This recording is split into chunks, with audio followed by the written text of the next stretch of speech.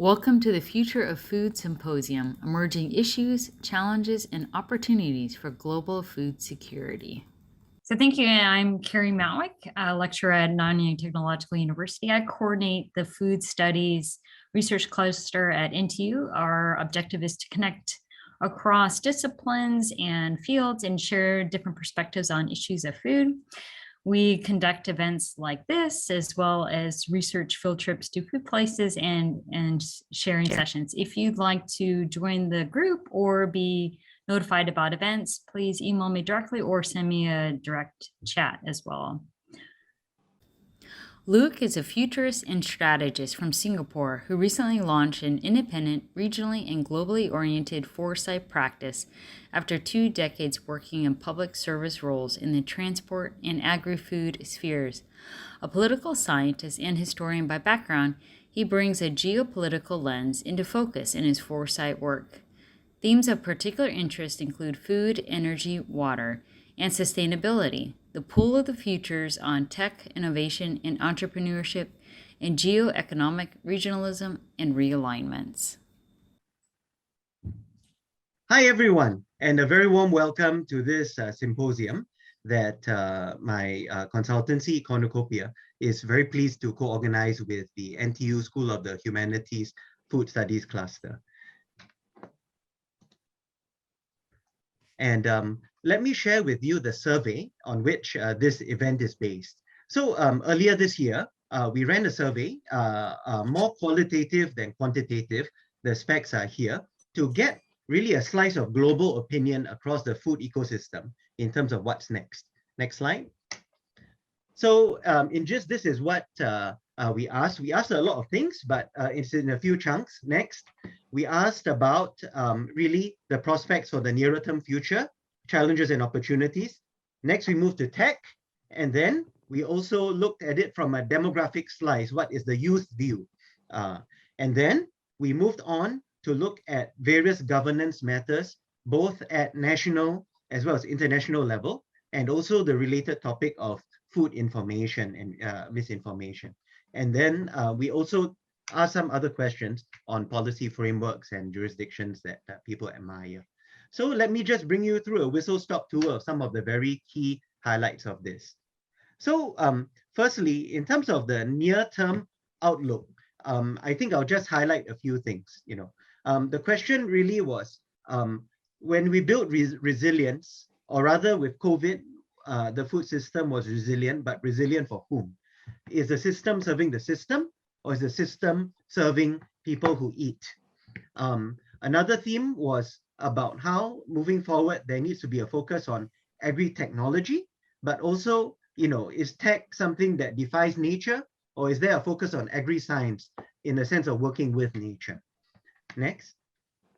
So some of the challenges and opportunities faced. I think one challenge that was identified looking at increasing geopolitical divides is whether there will be a bifurcation in terms of key technologies that are needed to move the food system forward.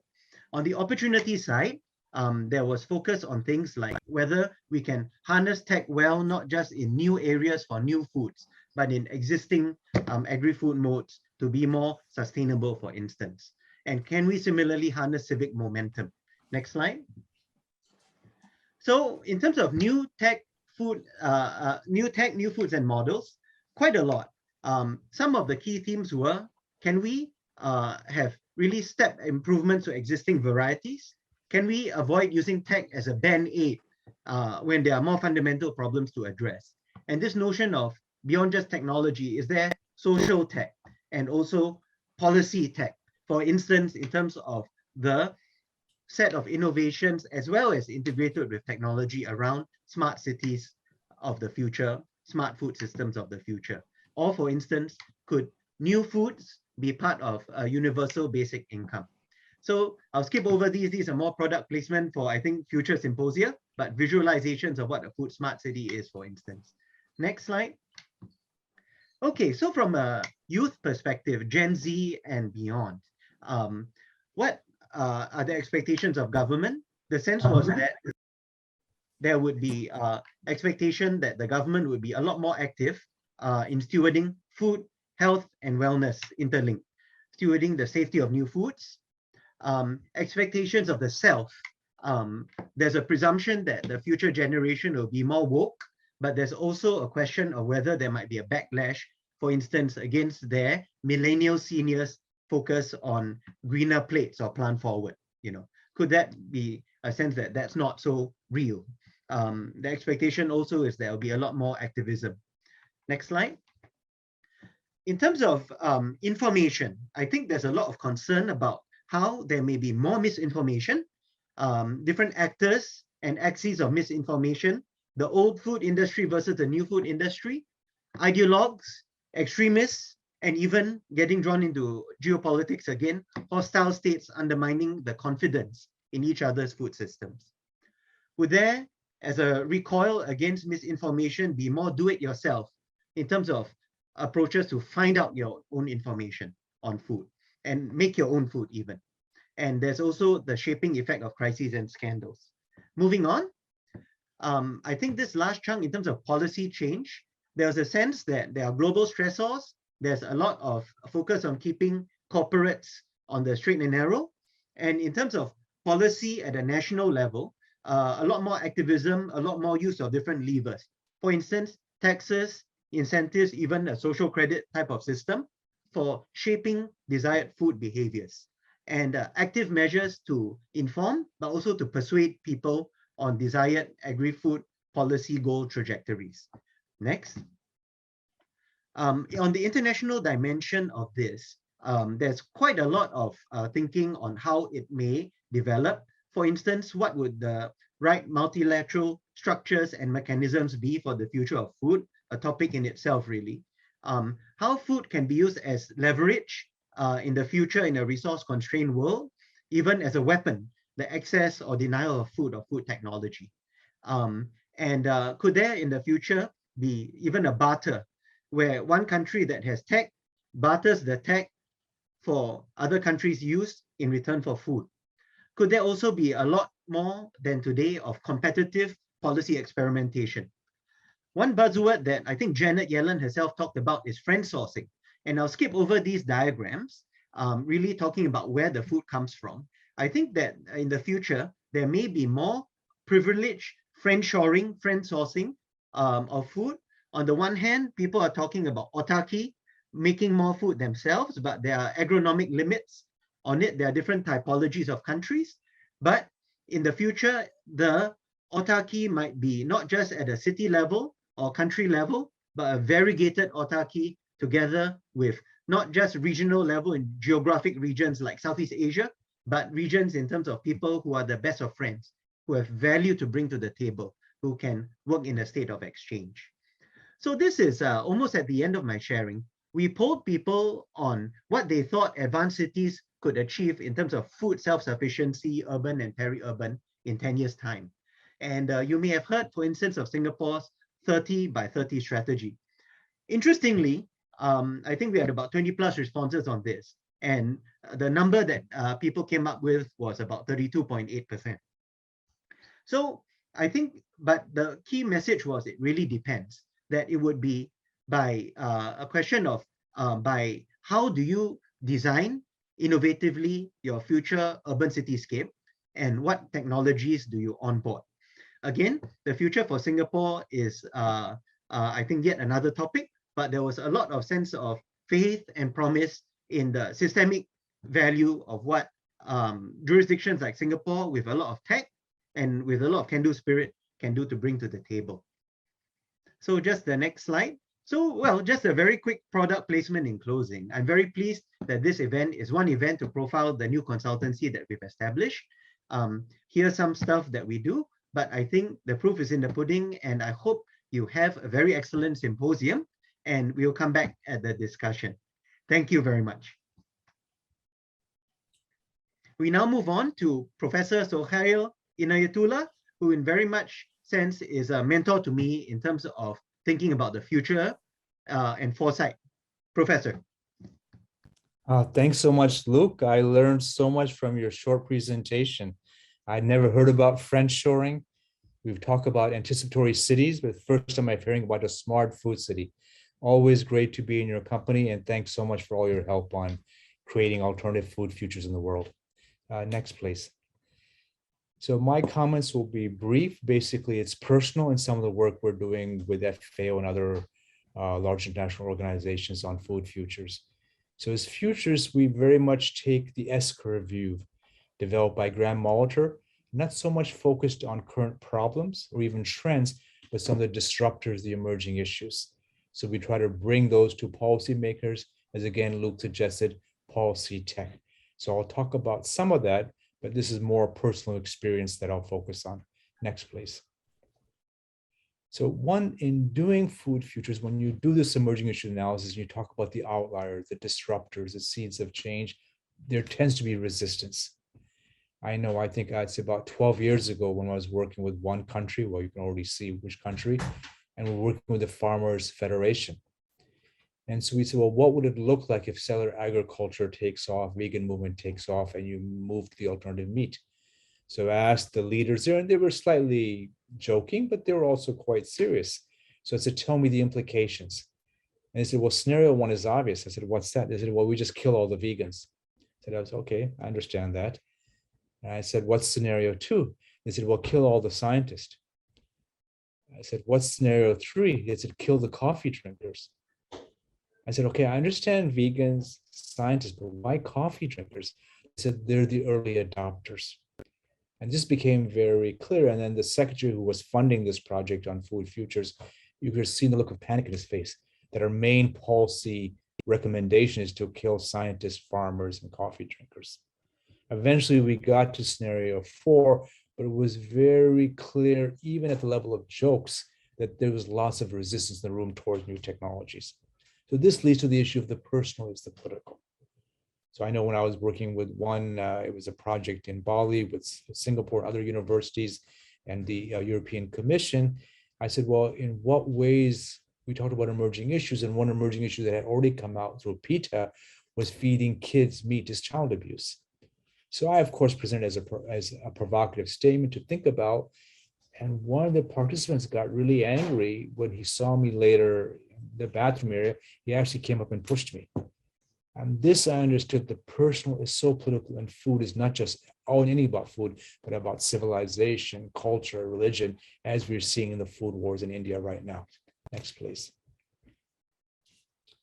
Now, this other point is it takes time. So one, there's resistance at the personal level, resistance at the systemic level. So this takes time to get across new ideas. I remember when I was working in Hawaii, I'd finished my PhD. It was one of my first presentations.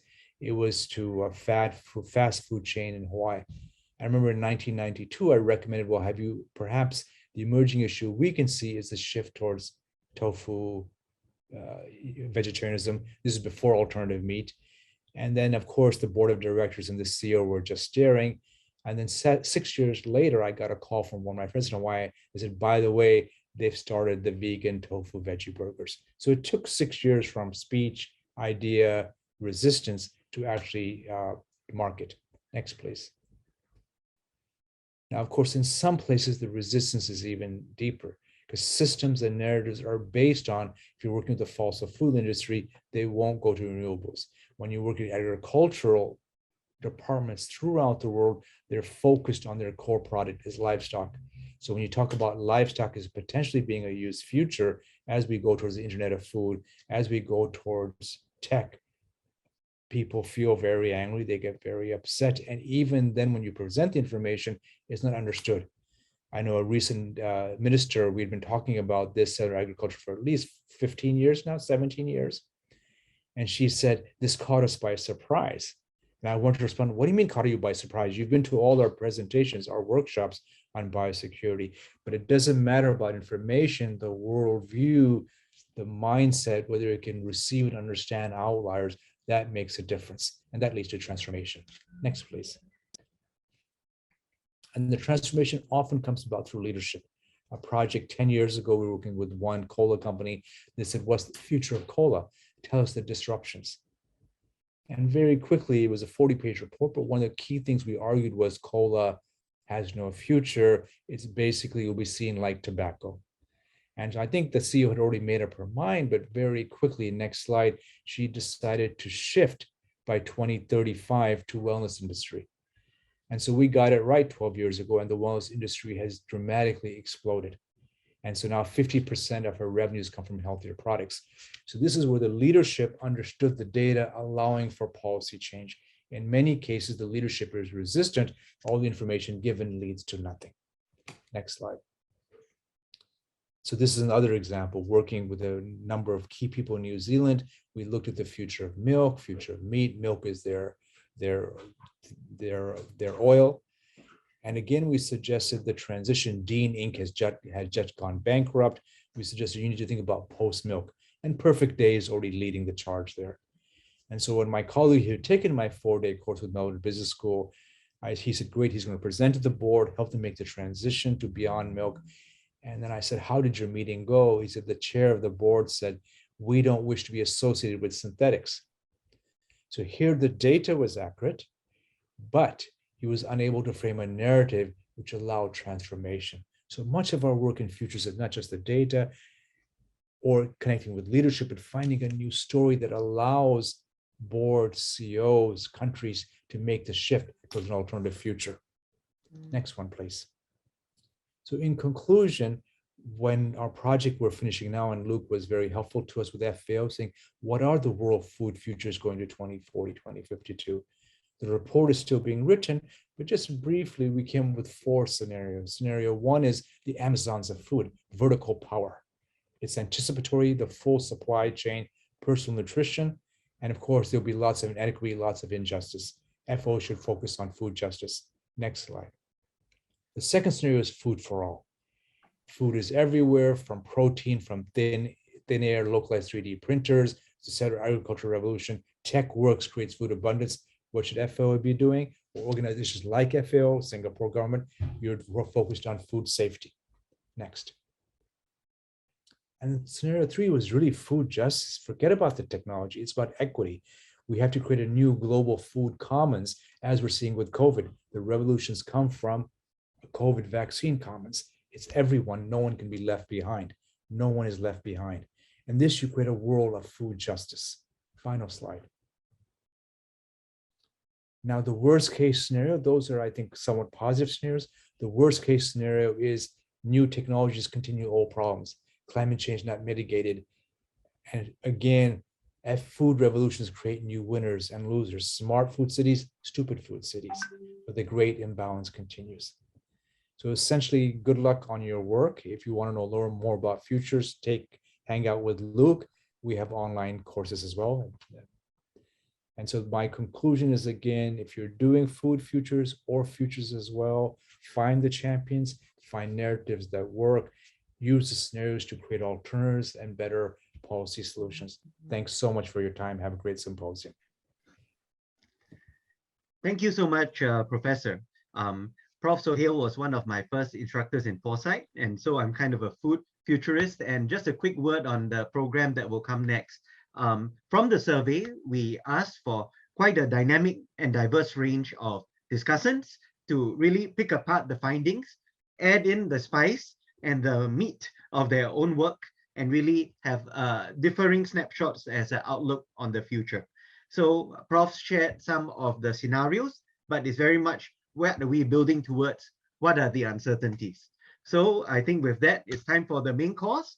Keri, over to you. She'll be sharing about emerging global food lifestyles. Keri, over to you. Great. Thank you for that introduction, Luke.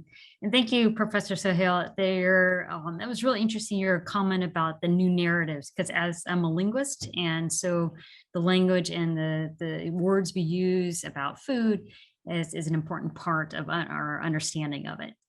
Thank you. So today I'll be talking about the emerging global food lifestyles and culinary culture. The focus will be on Singapore, but of course, with an outward look towards the global trends as well. This is just a quick snapshot of some of the movement happening in Singapore. For example, the Good Burger food truck. There are plant-based burgers, and they're just starting to become more and more available to the local public. So I'd like to give an overview of the 3 different stages I noticed. So kind of the beginning with investments, building the hype, the present, which is now, and then the testing phase, and then future, what are our goals in terms of novel foods. So in the beginning was Singapore's investment in novel foods. In December 2020, Singapore received global headlines on becoming the first in the world to approve commercial sale of novel foods. This was available to the Private Members Club, 1880s. They prepared 2 dishes, chicken and waffles and chicken bao. And I just wanted to comment on the point that it was first made to the upper class. This is actually historically a case with novel foods, that it begins with either the upper class or the lower class. That innovation happens at the extremes. And in this case, especially with expensive innovations, it happens with the upper class. And then through imitation, it moves down the social scale. Go ahead. Thank you. And so now we're in the present, the testing phase. So testing the food itself, testing audience perception. So part of testing the food, there were some trial runs with the US Eat Just company. That was the one at the 1880s. Well, now they've continued their partnership with the Singapore government with Tiong Bahru Hawker Center. Hawker centers are open air food stalls that sell local foods. And so Tiong Bahru is one of the oldest ones. So I think it was quite symbolic they picked that one, and in particularly chicken rice, which is Singapore's national dish. So this kind of, we're seeing Singapore trying to bridge this heritage, is the past foods with the future foods. So part of that is making people familiar with novel foods, with this idea by trying to integrate food that's already part of the meal system, and then that's a way that new foods will become more integrated as well. So also part of the testing phase, there's a lot of university research going on. In particular, NTU Prof May Lewin will talk about her research and that work she's doing on testing consumer reception and people's current practices and receptivity towards novel foods. So one of the discourses that's going around about novel foods is, are they safe? One of the surveys reflected on that the discourse, like the safety of cultured meats, will be a concern amongst consumers. So businesses and governments will have to work on this narrative, the language that they're going to use to encourage people to try this out. But then also there has to be a caution, right? Because it's still not fully tested as well. So yeah, part of that is getting regulations in place. And so Singapore is very good about that with the Singapore Food Agency. They issued a December 2021, and they even have the definition is that novel foods do not have a history of safe use. I think if consumers knew that, they may be a little more concerned as well. But the idea is that, it's part of what's the ethics involved. You need to let people know that, of course, with anything that's not tested, in this case, they figure at least 20 years without reported adverse human health effects, and it's still considered a novel food. So part of the future moving forward, that there will be increased interest. And one of the survey responses mentioned, yes, that with the face of animal protein supply disruptions, as well as other global supply disruptions as well, with wheat lately with Russia, then there will be increased interest in not only in producing novel foods of animal proteins and meat proteins, but also other types of foods. Part of that, there will be an increased demand to know about the origin of food. So part of that will be the information. Consumers will demand more information, such as where the food comes from. So part of that is smart packaging, QR codes. So there's this idea of connected packaging, letting consumers know, just through their package, where's the food coming from? Or in this case, what lab? And where are they getting the ingredients? And so for a marketing perspective, that could be a really great way for the brand itself also to position itself and to tell their own story, their narrative. So more about the packaging, there will be more labels on, see here we're seeing cruelty-free, so also targeting those concerned with animal welfare, but then also, if you notice, environmentally friendly. So another big discourse towards those that are concerned with climate. and the planet and sustainability and the earth, green earth. And so there will be, I'm seeing now double discourses that way. And so with the future, as I mentioned earlier, more than just alternative meats. And just as Professor Sohail mentioned that, so Australia and New Zealand are quite active, in particular in the United States as well. So like this alternative meat is with, milk made from mammary cells. And then Shiok Meats is a Singapore funded based company. They're working on seafood. And so here we're seeing that, yeah, cultivated food of many types has great potential. And so this coming to the end is the future. Well, what will our goal be? So normalcy, is that possible? So I would consider normalcy as no need to explain what novel foods are. We lose even the term of novel foods. They become integrated, perhaps same price or even cheaper as normal, quote, normal food. And then that it would be consumption part of the middle class. It kind of means it's part of mainstream ideology and culture. And then also, yeah, the more compatible the novel food is with current meal structures, the faster the new food will be adopted. That's why I'm guessing why these novel foods are being constructed to mimic real foods, because really there's a possibility of creating anything, but the choices are foods that we're familiar with. And then as Prof. Sohail mentioned earlier, there will be some resistance, some abstainers, and it may suffer a little bit of too much emphasis on technology like the GMO foods did. So those are just some issues, but I am excited about the future possibilities of novel foods in terms of helping, people and the earth. And then also just even on the culinary aspect, a lot of interesting foods coming out. So there's my references, and then thank you. I'll hand it back over to Luke. Thank you very much. Well, thank you so much, Keri. So I think this really speaks to not only the regulatory basis for enabling new foods, but also the social license. And in fact, back to linguistics is how you frame it, as well. And it's also marketing, it's the different demographics, the different food tribes. In fact, we'll come back to this topic of communications in a while. But first, we have an exciting cluster of 3 people sharing on food for cities, on food in terms of the rise of community farming, and also alternate quote unquote modes. Of course, sometimes our assumptions are anchored in the present, but the future can really be quite different, and what will be transformational. Just a last word before they begin. Some people have already started to post reactions in the chat box. Please carry on doing so and put in your questions as well. We'll save that for the discussion after people have presented, and we'll be following those as they go along. So for now, I hand you over to the good hands of my foresight associate, Russell. He's an undergrad at Yale NUS. Russell, over to you. Thanks, Luke. So I'll be giving a little short speech on community farming. And so as we see the fractures in our once politically stable global economy become ever more prominent with the likes of the global pandemic or the Ukraine crisis, I think that food security has become increasingly important. Looking at Singapore's response in particular, as Luke previously mentioned, the government is aiming to be 30% self-sufficient by 2030 with their 30 by 30 initiative. Through government financial grants, I think there's an emphasis on citizens to ramp up local food production. And in a densely populated and land-scarce country where only 1% of land is allocated for agriculture, Singaporeans are turning towards urban agriculture as a means of answering this call to action. The result of which is a rise in urban farming throughout Singapore's developed urban spaces.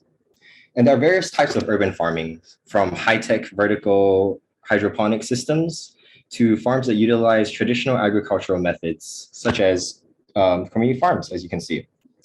So community farms differentiate from home farming in the sense that home farming are more single-family units with full autonomy in producing in how and what they want to produce, whereas community farms are more democratic groups that take in the community as a whole and are dotted about Singapore right now in natural parks, in various other urban spaces.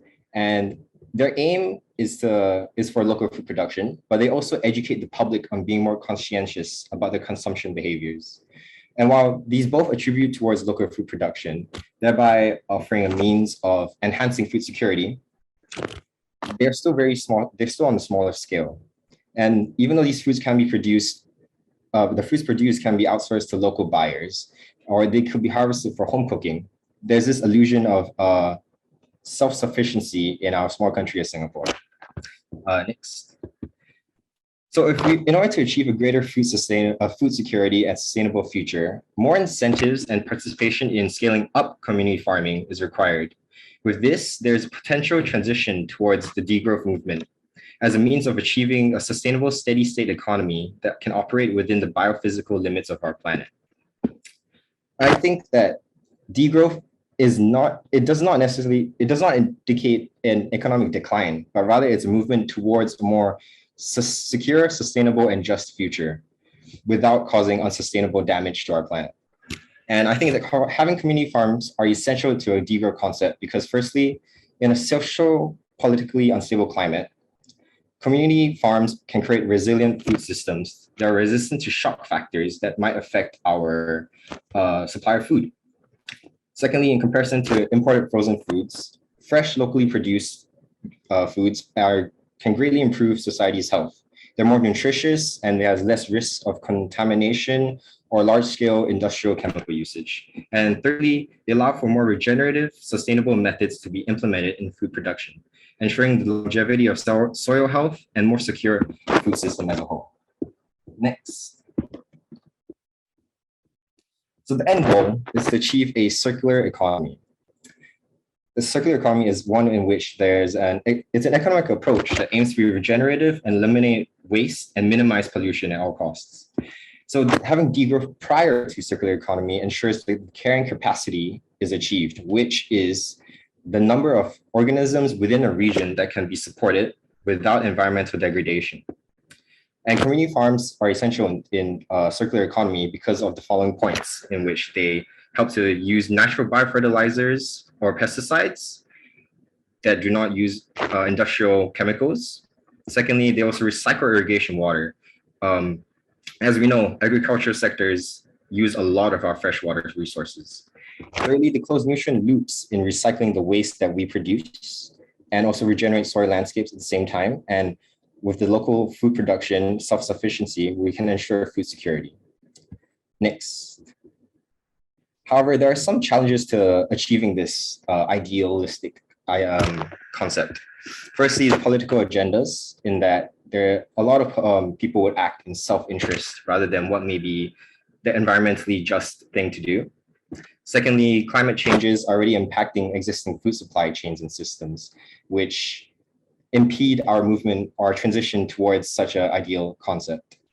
Thirdly, the lack of maintenance or implementation of circular economic infrastructure could make it difficult to kickstart or upkeep a circular economy, especially if we cannot keep the loop closed.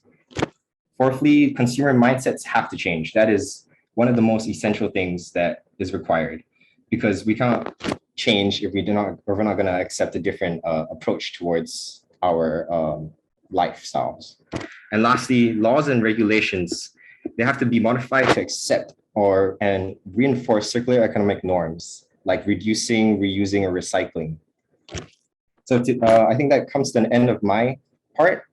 In closing, I'd like to offer two questions. One, do you think a degrowth in a circular economy is the future we need?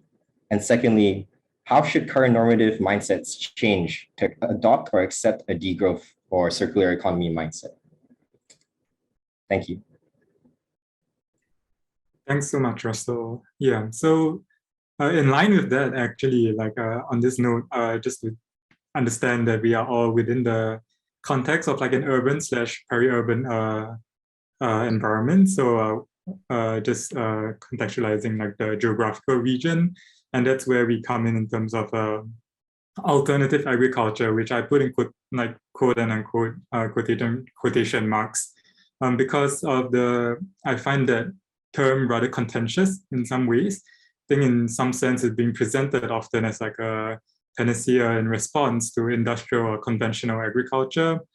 But we also need to keep in mind essentially that the alternative agriculture that we are speaking about in terms of agroforestry, permaculture, organic farming, or regenerative agriculture, they were probably the mainstream forms of agriculture before the industrial agriculture came about.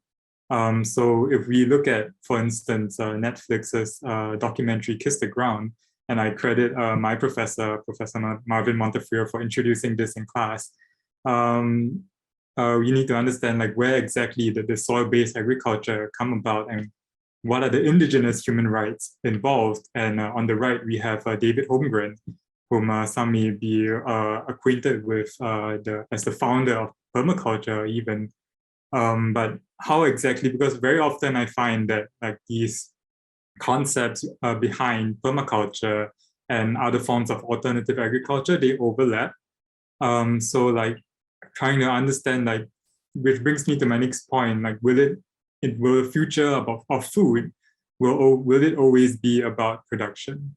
Or should it be always about production? Do we have to quantify it in terms of how many calories can we produce per unit acre or something? Or is there like, or is it only their nutritional value? But what about the lives and the livelihoods that are basically created around agriculture?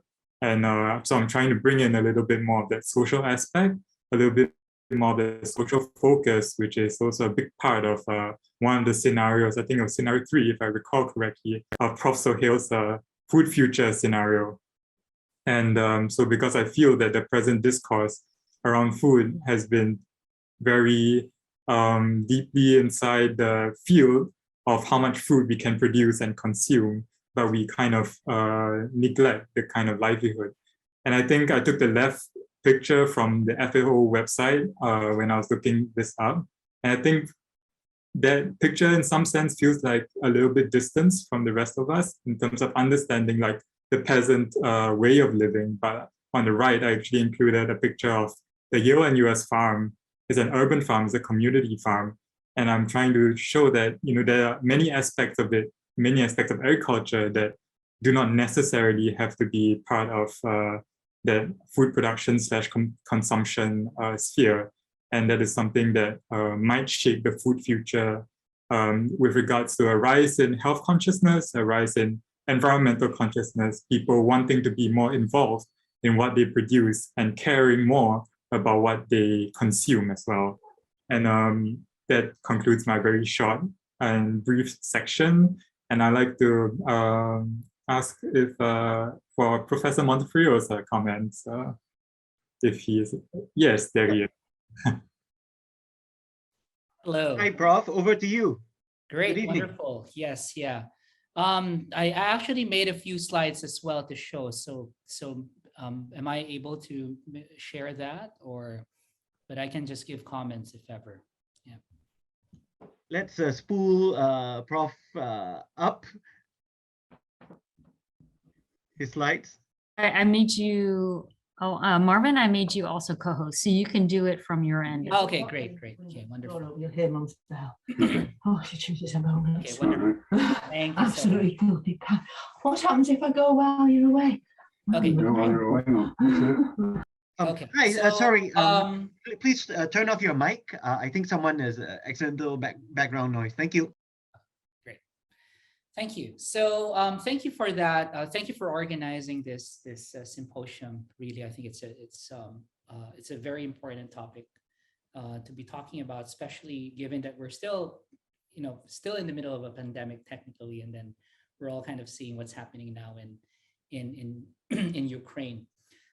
Which all have important implications on the future of food. So I'm really happy to see Diang and Russell give a presentation. I really, in many ways, agree with what they're saying, especially thinking about the future of food and whether things like regenerative agriculture and degrowth have a space in the way that in how we think about the future of food. So my work in the past few years have focused on urban agriculture, and Ziyang and Russell have spoken a lot about urban agriculture as well. And we all know that there are different versions, the different types of urban agriculture. It's a complex assemblage to begin with, right? And Russell talked about community production, community gardens, and community food production, while Ziyang talked a lot about soil regeneration and permaculture. So actually, interestingly, there's also the home production as well. And of course the more on kind of the small and medium enterprise production, which a lot of which is kind of more associated with high-tech forms of production. So I just want to kind of somewhat kind of complete the circle, so to speak, by speaking a bit more on the SME production and the home production, by bringing in the question of high-tech farming, and where do we see high-tech farming here, right, in this assemblage, and the role of high-tech farming in food assemblages that have meaningful impacts for the future of societies and the future of environments as well.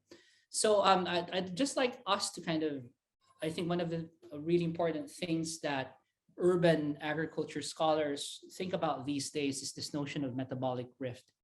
And a well-known urban agriculture scholar named Nathan McClintock, who's based in Canada, has come up with, extended this concept from political economy of food to basically encouraging us to think about three kinds of rifts: nutrient rift, social rift, and individual rift. And both Russell and Ziyang alluded to some of these rifts.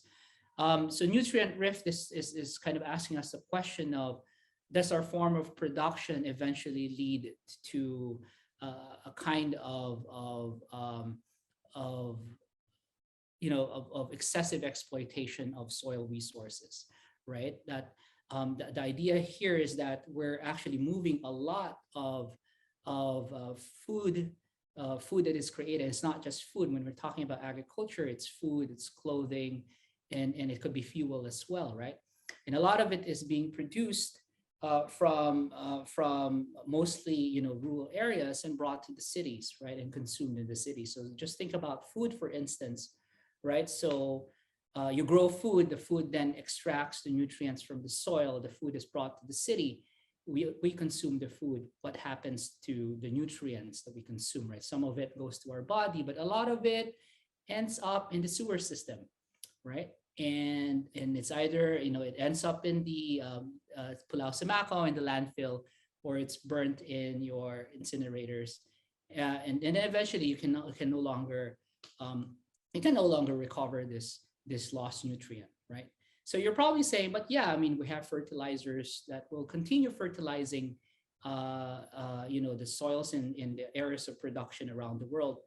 But then the other question that we need to ask as well when we're thinking about metabolic rift in terms of nutrient rift is, where do fertilizers come from, right? And the major sources of fertilizers essentially from ammonia, and they call it gray ammonia, which is essentially from fossil fuels, right? So essentially the way that we're enabling production of food is very much tied to our continued use of fossil fuels, right? So that's the nutrient rift. There's also what Nathan McClintock refers to as the social rift, which is essentially which has to do with the questions of food justice, right? So who gets access to food, and if there's a form of production that leads to a particular kind of consumption, who benefits and who gets access to it and who is excluded from it, right? So and for certain types of food production and food consumption, food waste in general, right? There is an increasing rift, right, between the haves and the have-nots. There's also the individual rift as well, thinking about how we as individuals connect with the environment and connect with the means of production that allow for us to be able to produce food. So a classic example of this is when my wife went to a primary school here in Singapore and asked them to draw a chicken, right? Then they all drew, the kids all drew a drumstick, right? So basically they weren't able to visualize that, yeah, a chicken is a chicken, right? So they all thought that the chicken is the drumstick, right? The stuff that you find in your grocery store. So kind of this growing disconnect between people's understanding really of where our food comes from. So so thinking about high-tech production, right? You know, there's the community production that Russell talked about. There's the permaculture and the soil regenerative agriculture that Zian talks about. But really for much of the urban context around the world, particularly in industrialized nations, when you talk about urban agriculture, it's really largely talking about the high-tech production, right? So hydroponics, aquaponics, or hydroponics in indoor settings. So the work that I've done in the past really has focused on two contexts, one in Singapore and other one in Manila, which have strikingly different political economies. But I really won't spend a lot of time in Singapore because we're all sort of kind of familiar with the context there. But I just wanted to run you through some of what I would say the promises and at the same time the troubles that are associated with high-tech production, right? And for now, when I say high-tech production, I'm primarily referring to hydroponic systems and indoor production systems. And indeed, there are a lot of promises that are associated with it, especially when it comes to efficient means of producing food. But there are also a lot of troubles that are associated with it as well, at least foreseeable troubles that we may associate with the metabolic rift. So like, for example, when we're thinking about social rift, right? Who gets access to the stuff that are produced in indoor production, right? And one of the things that you would notice when you're looking at all forms of high-tech production, and this is something I noticed in Singapore and Manila, is that there is a particular kind of food that they grow, right? And it's understandably so because of the high capital outlay that is associated with the high-tech production, that it is, it makes sense for them to be producing high value crops, right? So it's unsurprising that a lot of these facilities would grow kale because that seems to be kind of the popular thing that's being grown these days, which of course fetch a premium in the market. But also, I just don't want to kind of frame it as like, high-tech production is essentially problematic from a metabolic rift point of view. Question of nutrients is also is something that we also need to think about, right? So where do nutrients come from? The nutrients that are fed to the hydroponic system, right? So we also have to ask that question. But I wanted to sort of complicate my own arguments as well, because when I was studying this, I was kind of seeing high-tech production as largely problematic, but I also wanted to kind of acknowledge that there are some promises that may eventually be able to close or at least, minimize exacerbating the metabolic rift. And these are the kinds of hydroponic production, for example, that I see in Manila, right? And the ones that you see here, for instance, are run by urban poor communities, right, in partnership with hydroponic consultants and suppliers in the Philippines. And some of the reasons why they set up this system is not just for food security purposes, largely for food security, but also to gain security and access to land, right? And many lands in urban areas, particularly in Manila, are contested. And they kind of see hydroponics as a way to lay claim on the land, for instance, because it looks a bit more, it looks more permanent, for example, than just growing crops on the ground, right? So in some ways, it kind of is, it's a way to reclaim land in the city in a just way.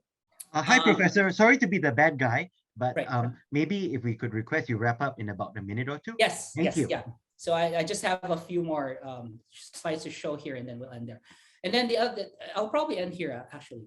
So the other thing that is also quite interesting as well is now you're beginning to kind of see innovations of the urban poor. So again, this is in the urban poor context, seeing how they actually make hydroponics, right, from scratch, right? And some of the things that you see here is actually quite interesting. You know, they use used PET bottles to make hydroponics, and some of them have started kind of coming up and making their own nutrients, right, to feed into the hydroponics. And I will end here. This is something that just recently happened, right, in the height of the Omicron spread in Manila. So the city was the whole metropolis was in a lockdown, and there were community pantries that sort of proliferated around the city. So these are volunteer-run pantries, and they were giving away food. And this particular pantry over here, we're giving away hydroponic starter kits. And one of the things that you'll find interesting here is that, yeah, if you look at, for example, those tubs, right? They look familiar. They're ice cream tubs, right? So they've repurposed some of these ice cream tubs and turned them into hydroponic starter kits. So again, these are just a few examples of kind of things that help us complicate, right? To what extent, for example, hydroponics as a form of way of producing food in urban areas can be problematic from a metabolic rift standpoint, but also possibly, possibly close the metabolic rift as well. And what are the ways that we could potentially do that? Yeah. So yeah, thank you. Look. All right, thank you so much for that, Marvin. So next we'll be going on to Professor May Lewin. Professor May Lewin is the President's Chair, Professor of Communication Studies at Wickham Wee School of Communication and Information. She also serves as Joint Professor in the NTU Lee Kong Chiang School of Medicine. Professor Lewin specializes in strategic communication and health communication. Her current research projects involve longitudinal work to examine changing food behaviors and studies involving Singapore and Asian consumer responses to new and novel foods. So with great pleasure to introduce May Lewin. Hi, Keri, thanks very much. And, I've got to apologize to everyone if you hear some dogs barking. Yeah, I've got 2 dogs on the loose here, and this is kind of like their most, kind of active period. So I apologize if you hear some dogs. Thank you so much for inviting me. I would like to share with you some of my studies around the Singapore consumers' responses to alternate protein foods. And, Keri, do you think that I could just share my slides? Then I don't have to ask you to, keep going to the next slide. Of course, sure. I made you co-host as well. Okay, thank you. Oops. One sec, please.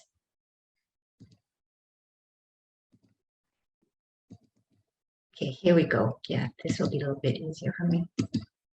Thank you. All the speakers that covered the topics before me have talked about how important it is to shape consumer behavior, and that and so much of what's going to happen in terms of the acceptance of novel foods and how we consume in the future is going to be up to the volition of many individuals.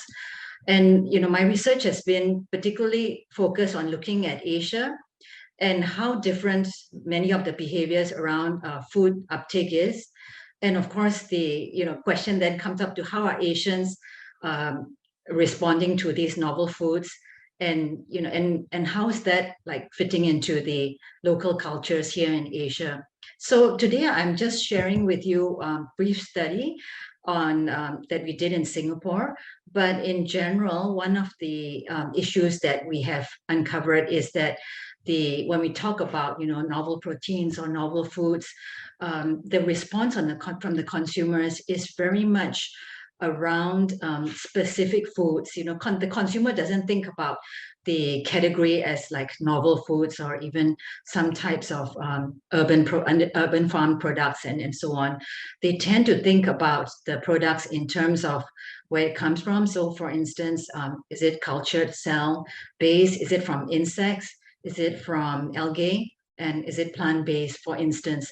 And so in this particular study, we have tried to look at various types of psychological approaches to try and kind of peel the layers of the onion in terms of how the consumer is interacting with the food. We try to look at these psychological methods because in the earlier studies, so for about 10 years, I've been looking at food consumption in Singapore among Singapore families. We actually, look at what people have in their fridge and we call it the pantry, but it's really everywhere in the house. And we were finding that in a lot of our conversations and the surveys, what we ask people about what they like to eat. So if I kind of ask the audience here today, what's your favorite type of food? The answer sometimes lies somewhere between what the consumer thinks they should say or what they think the person asking the interviewer wants to hear, as well as some of the various complex psychological and cultural states that, again, the previous speakers have talked about. So we were finding it very difficult to uncover what people really felt about the foods. And so we turned to various forms of psychology to look at these deep consumer states.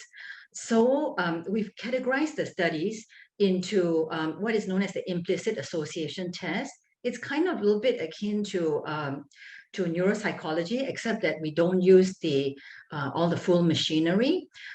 We have a bunch of studies that have looked at experimental stimuli and seeing how people respond under different conditions, some of which includes games and so on, but you actually kind of putting it on the head of being in a supermarket. And then we have the more conventional surveys as well as ethnographic qualitative studies. So in these three sets of studies, we're trying to uncover how consumers are interacting with these novel foods. But today, I'll just be sharing with you very briefly about a study that we did in Singapore using the implicit test. So in the implicit test, what we are trying to do basically is to uncover what people don't say, what they really feel, versus the cognitive component, right? So in order to do that, we just very briefly, what we have done is we approach, I think, over 600 Singaporeans. And these are the demographics, different types of income levels, different age groups, so on, about half male and female. And then we asked them to think about these different products. So in the cultured meat space, we looked at the supermarket and the categories of products that are already in the supermarket space. In the plant-based category, we also have similar types of products, and then of course the normal animal meat. And then we have got all the different types of words that you would typically associate with any of these items. And we put the respondents kind of under duress in a very tight responsive situation. So they're only supposed to have like a second, and they've got to link all these different words. So to cut the long story short, at the end of it, we're able to then understand what are the really the kind of most impulsive links, which actually reflect the underlying thought processes about that particular product. So using this, I have two sets of findings to share with you. The first one is the cultured meats versus animal meats. So the cultured is in red and the animal is in blue. And you can see that in terms of the positive attitudes, the animal meat outperforms the cultured meat on almost all the variables. I was very surprised. I didn't expect the animal meat to be so far ahead in terms of kindness, in terms of conservation. We certainly would expect that people will say that, oh, this is more appetizing, it's more delicious. So those taste factors also came out. But then the facets of being natural, being sustainable, and so on also were rated very highly for the animal meats. So a lot of positive attitudes still being associated with animal meats. And then when you look at the negative attributes, it was very high in favor of the reds, just the opposite. So cultured meats, people perceive them to be cruel, unsavory, bland, awful, toxic, harmful, artificial, wasteful, etc. So you can really see that, you know, there's actually a very a strong gap that needs to be filled if we are going to try and shape the behavior and the attitudes of Singaporeans towards cultured meats. And this translates to the communication and the interventions that we hope to undertake in the future. We studied two categories, the cultured and then the plant. And the plant is in green, and again, the animal is in blue. And here you can see that it's a little bit closer, but still, surprisingly, there are some areas where animal meat actually performs better. For instance, kindness. I don't really understand why, you know, the plant-based would not be seen as being kind, but there it is. You know, the animal meat is still positively attributed to that, pleasant and wholesome and delicious. Those were the areas that the animal meat still performs very well. But in terms of the naturalness and nutrition, the plant-based meats were very positively performing in this particular space. When you look at the negative attributes, again, the animal meat and the plant-based meat, the responses are not always going in the direction that we expect. So the plant-based, there is a sense that it is quite awful and unappealing. It is perceived to be tasteless and risky, but at the same time, it is seen to be less wasteful, and it is about, you know, about similar to animal meats in terms of toxicity, for instance. So at least it's a little bit closer compared to cultured meats, but there is a sizable gap and some very clear directions for us in terms of what sort of communication directions we would need to take in the future. So, you know, so those findings we translated into a number of communication strategies where we are going to be doing experiments where we're going to try and communicate these either on food packaging, you know, or promotional materials, as well as educational materials. And we're going to try and see if they can move the needle and nudge the populations a little bit more towards the various types of alternative proteins. So we're also trying to work with companies in this particular space. And I think that, you know, well, these are the three areas that we're particularly looking at, but number two in particular might be quite interesting because we are finding that some of the cues that people are receiving for you know, whether it's cultured meats or plant-based meats, seem to depend very much on the different sensorial components. So even though they're looking at plant-based meat, they still go back to the, you know, the smell, whether it smells like a burger, the texture of the meat, whether it tastes like again, sausage or burger, and so on. So we feel that somehow in Asia, there is actually a very high meat attachment. At least that's what we've found in Singapore, and some of the studies that we're also doing in Malaysia and Indonesia are raising that as well. That's quite different from some of the Western countries where they want plant-based to just be plant-based. I think that I've actually gone to a restaurant with Keri, and I think Keri talked about that, you know, that the plant-based foods could be just green in color or white or whatever the natural state is. But here in Asia, it seems to be that meat attachment is leading to consumers looking for the cues that will create a greater acceptance. So yeah, with that, I end my presentation and happy to take any Q&As, and please reach out to me if you're interested in any of the consumer food work that we're doing. Thank you. Yes. Well, thank you so much, Professor. In fact, we're coming to the discussion segment shortly. And I'm sure that people pounce on the topics, especially the startling findings you raised. So we are in the last segment of the presentations now. We have three excellent scholars and thinkers. Let me, in the interest of time, quickly introduce all three of them before they share. So I think first we're having Genevieve Donnellan May. She is she's just moved to the Department of Geography and the Environment at Oxford University. She was a water policy researcher at the Lee Kuan Yew School, where I also have an adjunct role right now.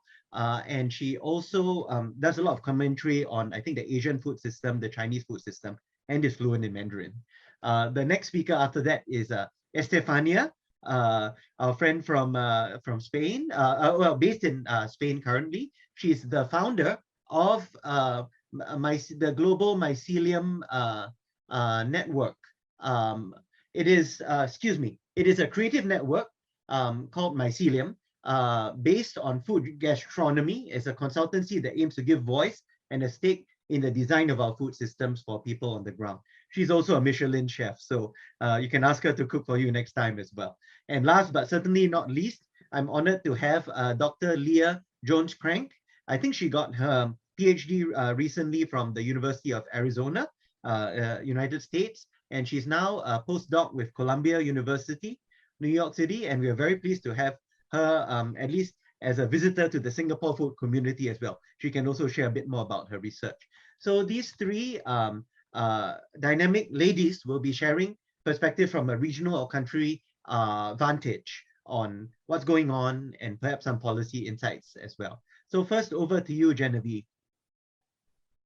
Thank you, Luke, for the invitation and the introduction. So I'll spend the next 5 minutes or so speaking briefly on 5 points or themes highlighted in the survey in regard to how governments and people are responding to food insecurity and food security challenges in the Asia Pacific, as well as some interesting trends that we've been seeing. So as Luke's survey noted, we've seen incredibly interlinked effects of the pandemic and everything else related to it play out over the past few years. And of course, right now, we're also seeing the ripple effects of an increasingly complicated geopolitical environment and events like the Ukraine-Russia war and what that means for countries in terms of food and food security. So as an overview, when we looked at Asia Pacific, meeting future food needs is a central challenge for not only agriculture globally, but when we consider the Asia Pacific region, we see that there's around 60% of the global population, including some of the world's poorest, live on only 30% of the world's landmass and with limited water resources. So because of this, the ways in which governments and people and companies are going to have to respond to these food insecurity challenges in the region, it's going to be heavily influenced by factors like urbanization, population growth, migration, growing water scarcity across the region, as well as an expanding middle class with a changing diet. So by that, I mean that the expansion of the middle class is resulting in a much greater demand for water-intensive produce, like wheat and baked goods that use wheat, such as bread, as well as meat. Then there's also factors like poor land and water, soil quality, as well to consider the rise of zoonotic diseases and climate change impacts. And yet, despite all of this doom and gloom, the region is actually incredibly dynamic and doing really interesting things. One of the biggest challenges that the survey highlighted and that I'd like to quickly mention is water and water-related challenges. I'd actually considered mentioning disruptions to the supply chains. However, I'm sure that we are all experts in this particular area by now, having heard so much about it over the past few years. So water challenges can be water quality, water quantity, and spatiotemporal distribution challenges. By that, I mean that some areas have much more waters than others. There's also an element of transboundary governance between countries to consider. So countries may potentially compete against each other because of increasing domestic water needs brought on by needs for industry, agriculture, and cities. So this means that we're going to have to rethink about how, when, where, and why we use water in agricultural production, as well as elsewhere. Another water-related issue we can consider is the impacts of climate change, like extreme flooding and droughts. So we've seen severe flooding last month in New South Wales in Australia. We also saw severe flooding in Europe in 2020 and 21, as well as throughout much of Southeast Asia and South Asia last year. When we look at agriculture production and flooding, there's a case of China. So last year, China's heavy autumnal floods put the summer crops at risk, and that included a third of China's wheat, which is an absolutely enormous amount. So what does that mean for us? We, not just the governments, are going to have to work out how we mitigate the effects of water and climate change to safeguard agricultural production, and this may differ from country to country. So if you look to Vietnam and the Pacific Islands, this may be looking at shoreline erosion and rising sea levels and the impact on agricultural production. Whereas in Australia, my home country, greater acknowledgement of climate change and its induced extreme weather events is necessary. And the fact that climate change is real would also be nice. A second point that we can take that what's happening in Asia Pacific is about the growing interest in food security, and that countries are actually really interested in getting themselves prepared against the crises. So that could be a pandemic, it could be a global food crisis, it could be a war, zoonotic diseases, or something else. So in Singapore, there's a 30% by 2030, as we've mentioned earlier tonight, and Singapore definitely comes across as one of the leaders in this region.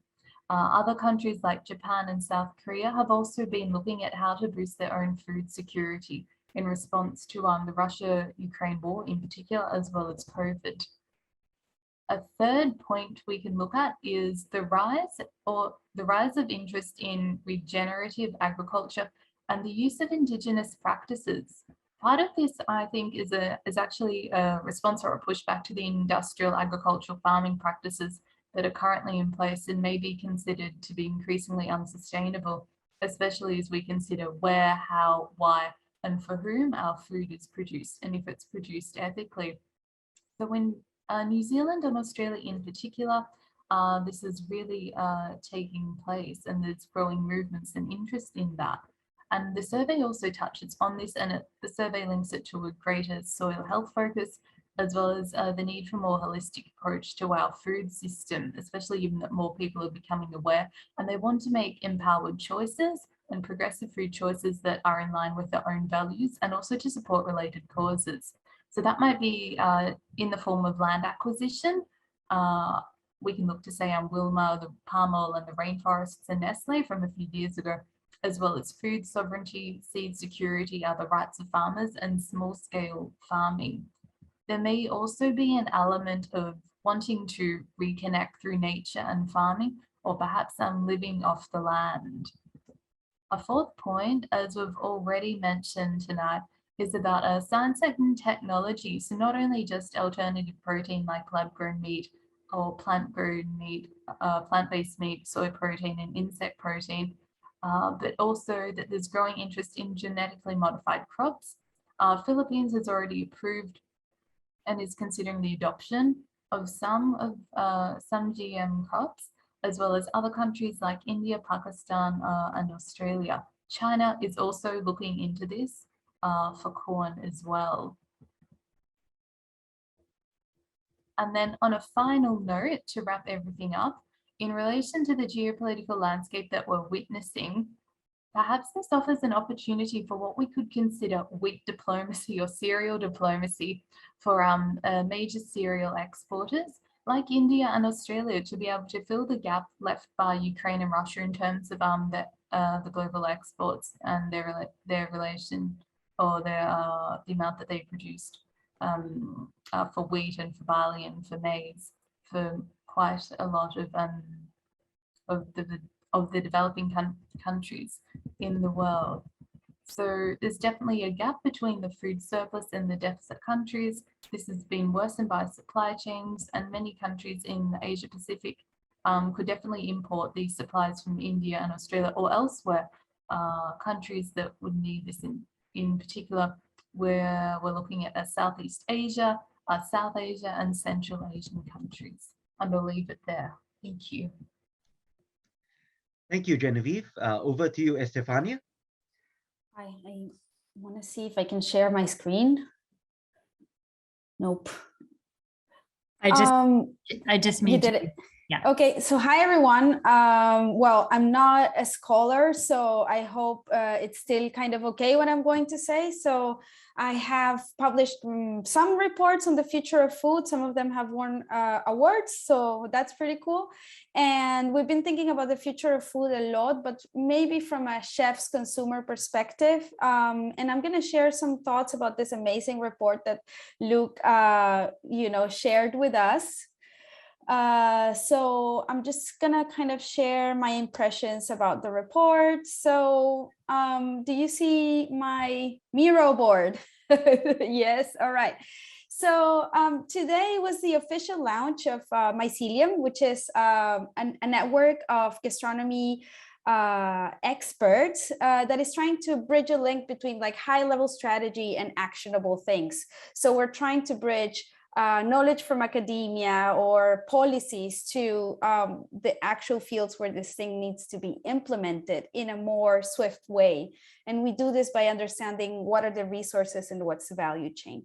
So a little bit of what's going on in Europe, which I am not from Europe, and actually I'm actually Venezuelan, but I'm going to share a little bit of the things that are in my mind. So I think consumers are a big part, or like individual agency, but I also believe there is a big part of policies and systemic things that need to be addressed.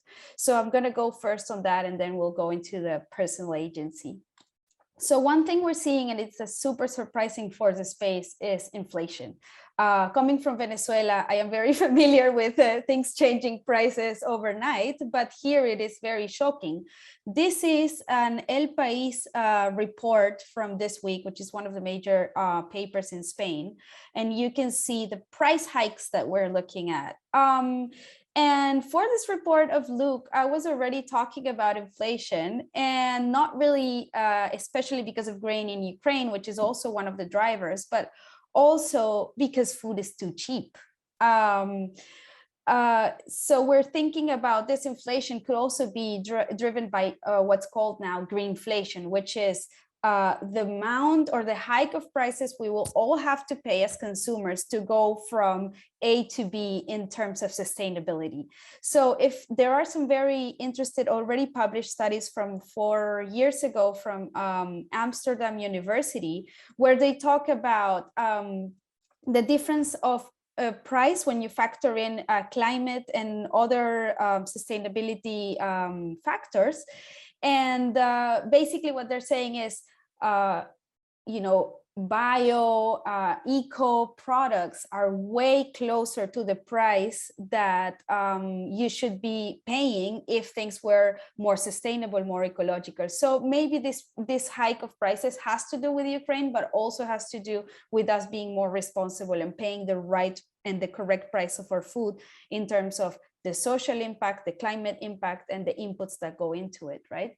The other thing that it's very interesting is how pressing the issue of food security has become in the past month and a half, right?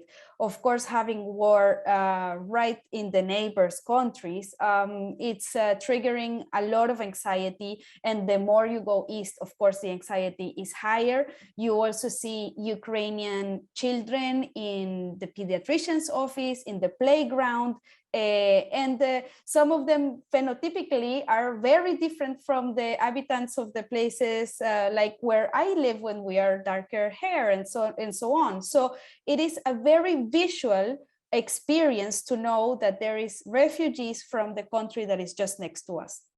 And of course, this is triggering a huge concern of food security, going back to the topic. So we're seeing how dependent we are on Russia and Ukraine, like Genevieve just said, but also it's putting a lot of pressure on the issue of sources of energy, right? So there is this idea that greenhouses and so on are going to be the great solution, but now it's being really highlighted that some of these great solutions are actually powered by people that is not really aligned in terms of philosophy and geopolitical stances. So as we're saying, we're trying to wean ourselves as fast as possible from Russia, and this might prove like a huge challenge for the region, right?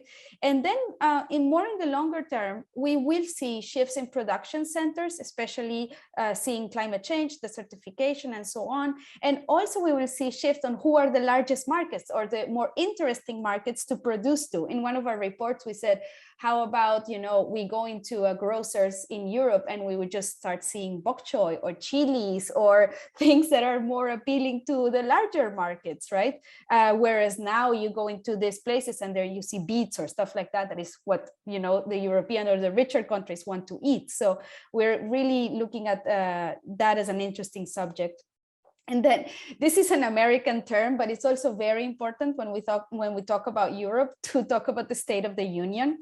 So we saw in the pandemic how we have had so many different responses to the pandemic and how, of course, this has a ripple effect in the region as it is a tiny place in the world, actually.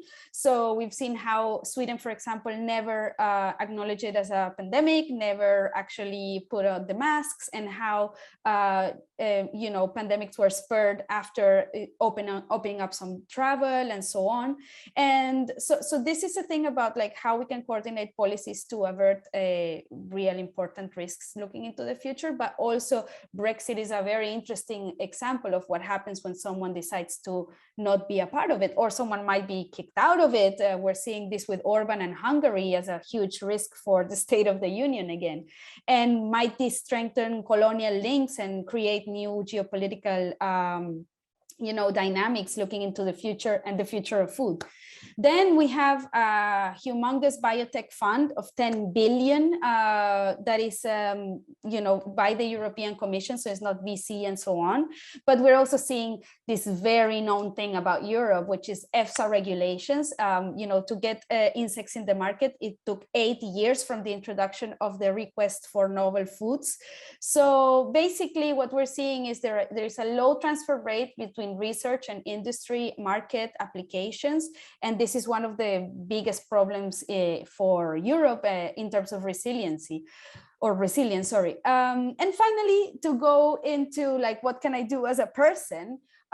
This is a very personal take on it, but the pandemic showed us a huge U-turn on home cooking. It was not highlighted by Luke as one of the interesting things, but I might politely disagree. It has been one of the most impressive U-turns in terms of trends. Like everyone was saying future of food, no one's going to cook anything, we're going to eat some pills, la la la. And then all of a sudden you are locked in your house and you're like doing sourdough, which is like something that no one does. Like the next thing will be churning butter. I don't know. In any case, I believe home cooking is not a small thing that happened. I believe it's huge. It can really make a dent in some important things looking into the future of the population, not only in Europe, of course, but I'm talking about this. So cooking empowers you, makes you feel better. It creates a sense of agency. It also makes you more knowledgeable about plant-based alternatives. Maybe you not only want to eat a burger made out of other stuff, maybe you just want to eat a dal and you can actually cook it for yourself, right? And the other thing, and that's a huge trend for Europe, is of course aging population, non-transmittable diseases, and home cooking is a very effective tool looking into this. So maybe we're creating a perfect storm with this amazing U-turn and this, big trends that really threaten the continent. So finally, what I want to say is that thanks to these things, Corona, Ukraine, so on, we're looking at complexity in the eye finally, right? And as the professor said, there are huge dangers of these silver bullets, right? VCs want you to just pour money into whatever seems appropriate, but we need to exercise extreme caution and really try to understand what are the other factors that might be affecting some of these solutions that we're looking into the future of food. So just to share a little bit of what mycelium or myself look at when we think about complexity. We think what we want to do is achieve a food system that is more sustainable and fair. To do this, we don't have a silver bullet. We have a lot of bullet points. So we think if we work with the food processing industry and with governments, NGOs, agencies, foundation, to leverage the knowledge that gastronomy has, so close to consumers, so close to the value chains, so close to knowing the product, innovative use of ingredients, innovative food concepts, we will achieve increased likability and also new frameworks to think about food for development and empowering people as well. There are some bilaterals to this, but the goal is to increase the adoption of these more sustainable foods, call it fungi, algae, plant-based, whatever, but also add value to the existing crops, eat more balanced meat, waste less food. So in the end, maybe we achieve a more sustainable and fair food system. So this is a little bit my report from Europe. Again, kudos to Luke for this amazing report. It really is an amazing tool for any researcher out there. And thank you for the invitation. Thank you, Estefania. And last but not least, before we have Prof. Ting share at the discussion, over to you, Leah. Great, thank you.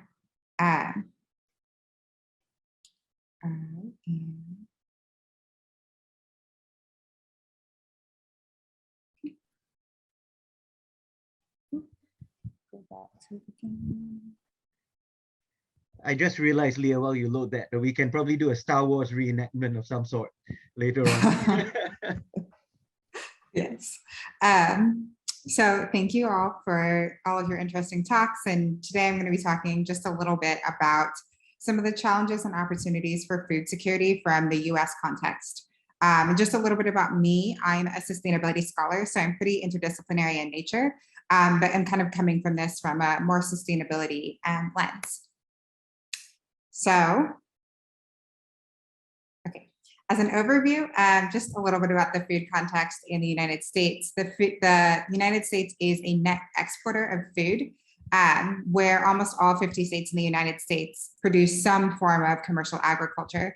You can see on the graph on the left, some of the top exports for food in the United States include soybeans, corn, nuts, beef, and pork, among others. However, even though food is grown across the entire United States, food is very heavily concentrated in just a few places.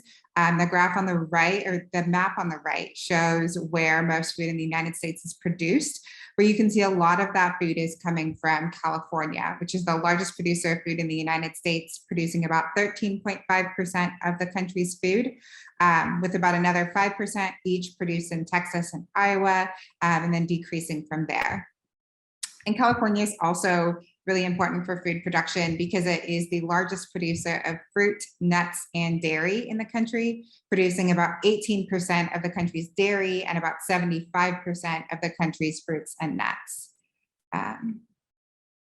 Which leads into one of two key challenges that I'm going to emphasize today, mainly being drought caused by climate change, which is where a lot of my research has focused. So the map on the left is actually the map for current drought conditions as of April 2022. This map is from last week, showing the places in the United States that are currently experiencing various levels of drought. And you can see that it's very heavily concentrated in the Western United States, including within California and Texas, which are two really big food producing states in the US. So this leads to slower recharge of aquifers, namely aquifers within the Central Plains and Texas region, which is where a lot of the exporting crops like soybeans and corn are being grown. And it also leads to drought within surface water, which is where California and a lot of places in the West get their water from. So as an example from some of my work, I've done a lot of work in Arizona, which is a neighboring state to California. And currently in Arizona, the state has been facing a drought for over 20 years. I believe it's been going on for about 23 years now. That has led to decreased water allocations to farmers. And this has led to the decreased ability for them to be able to grow crops. But Arizona actually produces about 80% of the country's lettuce during the winter months. So these kind of knock-on effects from drought are having impacts upon the availability of other foods around the country. And with the US being so reliant on only a few key areas for food production, many of which are facing drought, it shows the fragility of the system under various climate change possibilities. Additionally, a second challenge in the United States is the socio-political tensions that I'm sure many of us have read about in the news, but more specifically within the food sector, this can lead to a lot of conflicts between commercial interests of food companies whose main goal as any business is to sell food and to make a profit, whereas the interests of consumers, as we've talked a lot about this evening, tend to be around wanting healthy, safe, affordable, and environmentally conscious food. So there's kind of this mismatch between the two, and government policies and regulations are often being put into kind of a tug of war between consumer desires and the food companies and their interests as well. And with the kind of current state where things are now, with a lot of these tensions within society as well as within politics, there isn't a lot of space for thinking about how there could be win-win solutions and innovative approaches to addressing both making profits within the food industry and shifting the food system in the United States. But encouragingly, I do see a number of opportunities, and I'll touch on three that most closely intersect with my work here. So one opportunity is the examination of the food, energy, water nexus, which is where the vast majority of my research has been situated. So the food, energy, water nexus is an approach and way of thinking that considers these three resources together within planning, policy, management, innovation, and technology. So this can help to identify unintended consequences within the food system, but also within the energy and water systems as well, that can lead to resource security across all three sectors.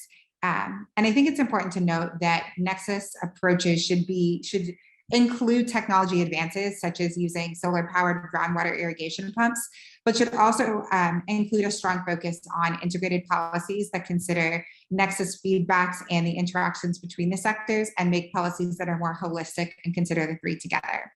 Which leads into my second point, that good governance is really important for the management of food. As good governance, and more particularly in my work, collaborative governance, needs to include a diversity of different actors, including both government and decision-making actors, as well as food companies, farmers, consumers, and marginalized groups as well, who all are able to have a seat at the table and be involved in the agenda setting and management and governance of food resources. This allows for opportunities for changes that can lead towards greater food security through having different ideas being presented at the table, having different perspectives, using different knowledge types, and by considering the potential impacts across a diversity of different sectors. And this collaboration would also help to address some of the political polarization that can hinder innovation within governance across the US. So as an example from my work, I looked at collaborative governance of the food, energy, water nexus in Arizona, where I was specifically looking at a piece of legislation where they were allocating water within the state of Arizona to agriculture sectors as well as to urban spaces. And it was a space that brought energy utilities, water managers, Native American tribes, and farmers to the table to be able to discuss the different interests, the different knowledge, and work on agenda setting for the use of water and as related to that, food and agriculture across the state. And while it wasn't a perfectly inclusive process, it was an important first step in leading towards more collaborative governance. And then my final point is thinking about innovative urban food pathways, one of which being urban agriculture, which we've talked about quite a bit, so I won't go into that too much more, but I think urban agriculture is really important, both in terms of technology advancement, but also in terms of exposing people within cities to the opportunities to grow and actually get their hands dirty with the food, because I think this helps people to better connect with their food sources, which can help decrease food waste as well as increase an awareness about food systems from a local to global scale. And there's an example of an organization doing this in New York called Harlem Grow, which partners with youth and kids in various schools and gets them involved in growing their own food so that they can learn about healthy and nutritious food options, but also have a greater appreciation for growing their own food. So with that, I will stop there and thank you for the opportunity to share. Thank you so much, Leah, for those insights. So I think we've had really such a buffet. And now we are coming, I wouldn't say to the dessert, but to really a culmination of all these threads. So I'll hand the session over to Keri and to Professor Paul Teng. Keri? Great, thank you. Yes, I'd like to introduce Professor Paul Teng. He's the Dean and Managing Director of National Institute of Education International, among many other leadership roles. He's a prolific scholar on food security, and so we'd like to go ahead and give the floor to you. Thanks so much, Keri. You know, just listening to this evening's presentations, you know, the eclectic mix is so interesting because it really reflects the complexity of food security. I think the term that Estefania used just now, totally agree with that. But I really feel strongly that you can't talk about the future of food unless you use the past and the present as benchmarks. Okay, and I'm always reminded of the famous Spanish philosopher saying that those who can't remember the past are condemned to repeat it. And I think we need to be mindful of this particular statement. Why? Because if you look at how our attitudes towards agriculture and food systems have changed over the last 60, 70 decades, you know, I mean, many of us are too young, many of you are too young to remember. Post-Second World War, the main challenge, in fact, for agriculture and food systems was to produce just enough to stave off famine and hunger. Right? I don't know how many of you, remember the Club of Rome report, the Malthusian, warnings and so on, And then moving on from there, we had lots of conversations around Gordon Conway, very famous UK ecologist, who coined the term the doubly green revolution, okay, to come after the first green revolution. And this is because the first green revolution produced negative externalities, as we all know, land degradation, pesticide, poisoning and stuff like that, So Gordon said, we got to have a doubly green revolution, which means taking care of the environment and also minimize externalities. And then that evolved into the more recently, I think Sunny Varghese' famous statement about how our food systems are broken, okay, how we're wasting so much food, and yet there's close to 1 billion people starving at the same time. Right? And our track record in reducing poverty has been reversed in the last 3 or 4 years. Now, then following that, remember the Lancet report, which basically, preached very unrealistic nutrition recommendations and diet changes, totally unrealistic for developing countries, where the bulk of people are. I mean, Singapore is just a small dot. I know the focus has been on Singapore tonight, but we mustn't forget that the rest of the world is out there. And we've got to recognize that even if Singapore was successful with the 30 by 30, we're still going to import 70% of our food, at least. Now, which means that the rest of the world has to be there to provide us, basically, with the means to import food. And of course, more recently, and I actually like what some of the speakers have said, the high-level panel of experts on food security and nutrition, convened by FAO, the UN, they urge all of us to take a truly systems view of food systems, end to end, basically. And even more recent, than that, CAB International is now preaching the One Health, kind of mantra, which means that you don't look at just human health, animal health, plant health, soil health. It's going to be one health across the whole domain of everything involved in food production. Now, let me just continue speaking at Singapore warp speed, if I may, just to reduce the, the lag time. I would urge all of us in thinking about the future of food, and after listening to all these excellent presentations, to have some reality checks. And I offer 3 of them. I think the first reality check is that there remains a lot of what I term the evergreen challenges. Okay, the challenges of producing more with less land and water, as we heard several speakers, the challenges of maintaining safe, nutritious food, the more recent challenges of energy and labor and climate change, farmer livelihoods. And I really like what Si Yang actually referred to. We mustn't forget who's producing our food, the bulk of our food, right? It's the 500 to 600 million smallholder farmers around the world that is so key. Now, of course, more important in today's context with regards to the SDGs and concerns about sustainability, negative externalities. So that's my first reality check for all of us. Okay, we mustn't forget the evergreen challenges. Now, the second reality check, because I have been living in Asia now for many years, Asia, which has more than half the world's population, we still need adequate supplies of rice, fish, vegetables, and livestock, in spite of all the developments in alternative proteins, novel foods, and so on, right? In fact, just last month, a paper was published, which actually was a very interesting paper, and I urge you to read it, from a group of scientists from like 6 countries, that basically says that, Southeast Asia, unless we do something about narrowing the rice yield gap, we're not going to be a rice bowl anymore in Southeast Asia. We're going to have major problems. Okay? And because Southeast Asia has the world's 2 biggest rice exporters, apart from India, this has serious repercussions for the rest of the world, especially for Africa, that imports a lot of Asian rice. Yeah. So I urge us, to say, look, let's not forget that, we still have the more conventional, traditional supplies of food, and production of food, and rice, is critical. Rice is a political crop. Without rice, we don't have civil, kind of obedience and so on and so forth. Huh? Now, I also want to mention, just a bit of advertising, that Luke and I are involved in the book that I'm editing called Food Security Issues in Asia, where I've invited all the international centers, IRI, International Rice Research Institute, for example, to write a chapter on, will Asia have enough rice? Okay, and we'll get another chapter on vegetables, another on fish, another on livestock as well, from all the international centers, the Sejahtera network. Yeah. So this hopefully will be released middle of next year.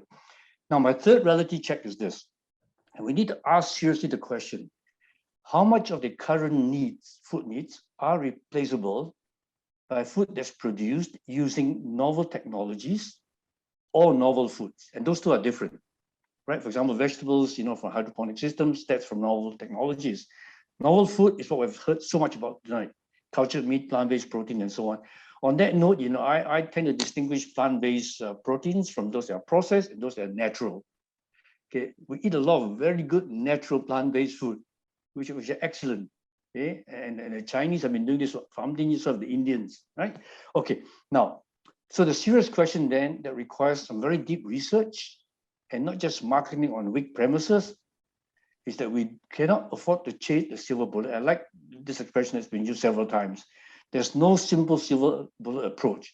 And what scares me a lot today is that we're seeing the silver bullet approach being pushed very hard, and also a lemming effect to climb on the bandwagon.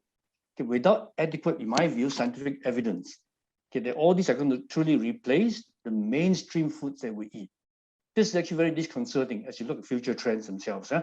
I'm not against alternative novel proteins because I work in the area as well, but I think we need to ask some serious questions in terms of the replacement potential and so on and so forth, actually. Now, lastly, if I may just finish off, I think some crystal ball gazing. I like what some of the participants have said. I think there will need to be continued coexistence or coexistences between conventional farms and futuristic non-mainstream farms, including regenerative, organic, and so on, right? Even including ecological farming and so on and so forth, actually. But to me, the biggest challenge, the coexistence challenge, is the coexistence between corporate farming and smallholder family farms. That is a really big challenge, which even we in Singapore are facing. If you look at all the indoor vertical farms, they're corporate farms, basically. If you look at all the fish farms around Singapore, they're all small family farms. And this is an issue in development economics that's faced many countries. And unless we come up with adequate policies to address this coexistence, we're going to be in big trouble going forward, not just in Singapore, but around the region. Huh? The second, is to be a bit more cognizant about what I call the into the future challenges. Okay, and some of these have been alluded to, and they really include demand shifts, we've heard a lot about, the nutritive value of food, increased recognition of that. Then non-extractive and non-polluting means for food production, which is receiving a lot of attention, energy footprints, food affordability, which has really kind of hit us now with all the amazing increase in food prices. I think just tonight, the World Bank president was quoted as saying the 37% increase in world food prices average, right? It's going to drive, he reckons, hundreds of millions of people into poverty and hunger, right? So we cannot afford to forget that affordability is very key. It's not just production alone, okay? And then also another reminder that nutritionally deprived populations have increased due to both accessibility and affordability, okay? I mean, in all conscience, we've got to keep that in mind when we talk about future food, yeah? And I just wanted to say that I totally agree that there's no silver bullet approach to tackle complex issues and to find solutions. In fact, if you think of food security is what the French term is a problématique. It's not a single problem. It's a complex of problems, yeah? And complex of problems require us to use systems approaches and complexity theory to even understand how the problems work. So I was very, very pleased with Estefania's presentation. Totally jive with you on many of your points there. And of course, finally, as some of the other speakers have mentioned, COVID-19 has really shown how interlinked we are, okay, and also how weak we are because of some of these interlinks. Okay, and as a net result of which we were seeing the emergence of food nationalism, food sovereignty and stuff like that. Okay, so can we then, going forward, for importing countries like Singapore, be in a much better position to anticipate disruptions to our supply chains? I think the short answer is yes. And here's when modern technology comes in again, AI, machine learning and stuff like that, you know. So finally, I just want to close off here and say that, look, I think we need much better coordination across the globe. Okay, coordination between policy imperatives, between the availability and adoption of technology, especially production technology, which mainly is in the control of the private sector. Again, it's shocking to know that what 4 companies control almost all the world's seeds, right? You know, I think we all know that. So how do we reconcile this, you know, public sector policy imperatives with private sector imperatives? You know, of course, with societal acceptability. I think as May has shown so eloquently. But with that, I think, look, I think I've used up my time. Yeah, sorry for rushing through. Yeah, thank you. Thank you. Thank you so much, Professor. I mentioned that Professor Sohail is one of my gurus. I would count Professor Paul as the other, really, with his wealth of knowledge that he just displayed and perspective on the past, the present, and from that, the bearing on the future of food. Over to you, Keri. All right, well, thank you all very much for your active participation in the chat as well. And we would like you to submit some of your feedback as well, and to assess your interest in future panels and what kind of topics interest you. So if you could just take a few minutes just to do that. And then while that's going on, then we'll open up the floor. I think one of the questions that came up, Professor Paul Tang, perhaps you could respond to if you'd like to, is your thoughts on whether novel foods and their role as a commodity politically. Sorry, I'm not sure I quite understand that question, Keri.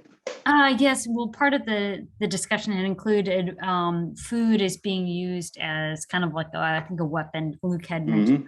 Sure. What are your thoughts as far as that, and how the idea of these novel foods as being proprietary information, and how that'll be played in the larger scale? Sure. I think food has always been a weapon, whether we like that admit it or not. Right? I don't know how many of us remember the PL480 program from the US. Those are all for political purposes. Now, whether alternative or novel food will reach the same stature as conventional food to be able to be treated as a commodity, I think still remains to be seen. That's my assessment, right? Now, you look at cultured meat, you know, I mean, there are very few products right now that are really in the marketplace that I would consider a threat, frankly, to more conventional natural food. Plant-based proteins, yes. And I think I was surprised by many results as well. I think plant-based proteins have been accepted in Asia. And that's why I made a rather facetious comment, you know, that there's a difference between processed plant-based food and natural plant-based food. Yes. Right? Now, I personally prefer natural plant-based food. And for those of you interested, I can recommend some very good restaurants with natural plant-based food, okay, which are better than any that you know of, including, you know, the Love Handle and places like that. Yeah, kind of thing, you know. So I think, you know, this goes back to my kind of later statement about how mainstreaming. Okay, I think, you know, I still can't see the evidence of novel food replacing many of our current sources of food and nutrition, not just food and nutrition alone. Yeah, but I remain to be convinced, quite frankly. You know, it's yeah, and then also another issue that came up too was the farmers, the people behind it, and how you feel. Will they be squeezed out, or how will that transition? Will there be a transition, or will there continue to be like? Go ahead. Okay, excellent question. In fact, I think agricultural systems, farming systems are changing all the time. Last year, I did a big study for the Asian Development Bank on rural transformation. Okay? Now, the big difference between Asia and, say, North America and Europe is in the quantum of us farmers. Right? In the US, you know, I used to live in the US, right? The number of people, percent of people farming dropped from about 90% down to about 2%, you know, over a century. In Asia, we are going to see a much longer time when smallholder farmers will become even, you know, kind of a minority in many of the countries concerned. Okay, but there's a continuing challenge about corporatization and farm size aggregation. We're already starting to see those trends in Asia, in China especially, right, where small farms are becoming big farms, and for many different reasons, both social reasons, social cultural reasons, as well as technology reasons. Okay? So I think that the smallholder farmer in Asia, I think, will still remain a very important source of farming and food production, whether we like it or not. Okay? And even I like the example that Marvin gave. You know, he used the term SMEs, small medium enterprises, when he showed the modern farms. You know, now there are in fact many SMEs, you know, using novel technologies, and small farmers, I would call them, using SMEs in an urban environment, that to me are quite equivalent to the rural smallholder farmer. Okay, because they're always limited by resources, how much they produce, and so on, kind of thing, you know. So that's my short answer to the question, Keri. We talked the whole night about this. Yes, thank you. I thank you so much. I think that's yeah, Luke, unless you wanted one more thing to say, I just wanted to interject to say that people have journeyed with us, I think 20 minutes past the time we scheduled. When we started off, I said, okay, we've got 100 plus registrations. That's BS. You know, there'll only be half the people that actually show up. And I was precisely right as a futurist on that. But I also said to them that we'll have a drop off to about 30 people by the time we are ending. And I was assuming you'd end on time. But we have like, well, about 2x that in the chat. So I think that's the value of the discussion. Can I suggest that I know there's at least one person who wanted to ask a question. There have been some questions in the Q&A. Can I suggest we just really wrap up very strictly at 9:30? I just have 2 minutes of goodbyes then, and then we'll go into the open mic for those who want to stay longer. So I think we've got a few questions. Can I just invite maybe a show of hands from people who really have burning questions or comments? And also with a privilege to maybe our speakers, if they have any parting thoughts for everyone. In response to comments that are relevant to them.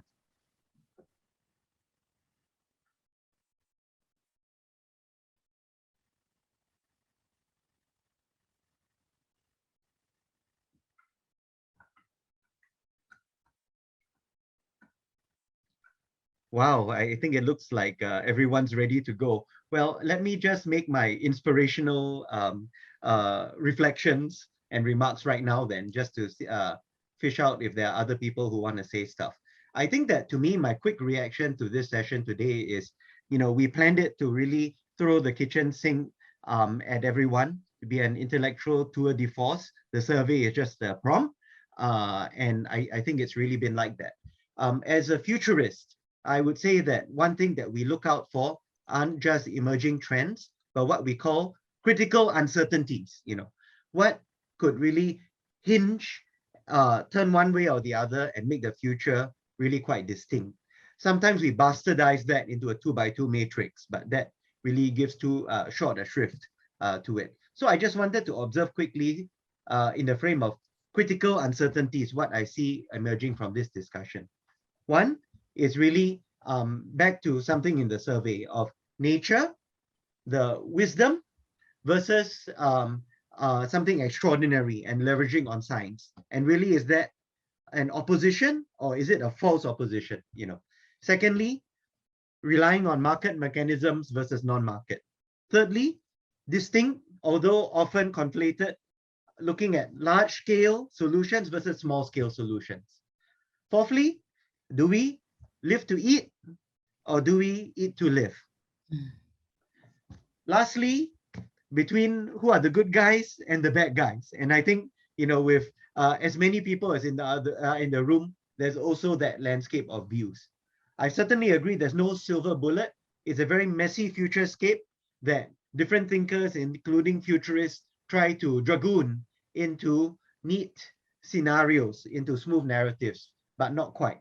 So my own 2 cents on this is that the key difference for me about today compared to 20 years ago is that there's a clear perception that is widely held that the global system, including the food system, is really banging up against planetary limits. I think, you know, the most emissive industries, you know, have had to acknowledge that. So I think there's a general consensus that there's a climate emergency that's part of a wider environmental emergency. And so that's the key thing, like it or not, that climate is at that sit at that table, the very long table where Vladimir Putin is on one side and Macron's on the other. The climate's right in the middle, you know. So, and as a sign of that, I suggest to you that the Ukraine war is really a big symbol of a new era of resource wars. There's a lot of theories as to why it's happening. To me, that's my deep-seated theory, that it is over a control of the commanding heights of the motor of the global food system, you know. So then how do we respond? Do we respond really with the limits and discipline type of scenario, you know? Eat less, I certainly need to lose weight, you know?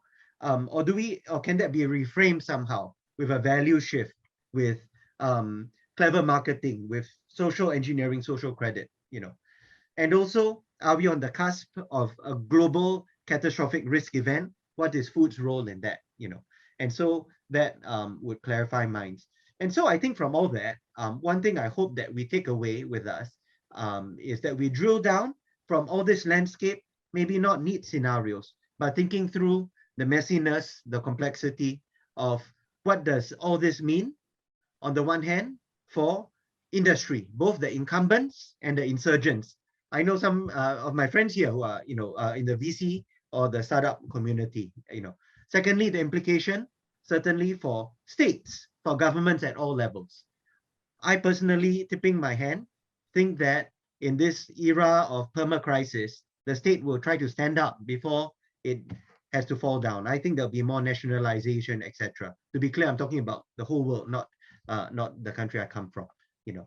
And lastly, I think that the implication for people, and people, not in the abstract, but all the different segments of people, the rise of participation in the food system rather than the consumption paradigm. So with that, thank you again for coming. And I think we have at least one or two more questions before we close. Well, I think it's, well, how about we go ahead and close and then let participants leave and those who want to remain, if that's okay. Luke, maybe we should go ahead and release the floor. Okay, I think that we are moving to the open mic segment. I myself have a very compelling appointment. I'm going to McDonald's later, a perfect ending for Future of Food webinar, or maybe to Newton Hawker Center nearby. So that's my critical uncertainty, you know. So I think I see at least one comment. Maybe we can, declare this formal event over and really have an open mic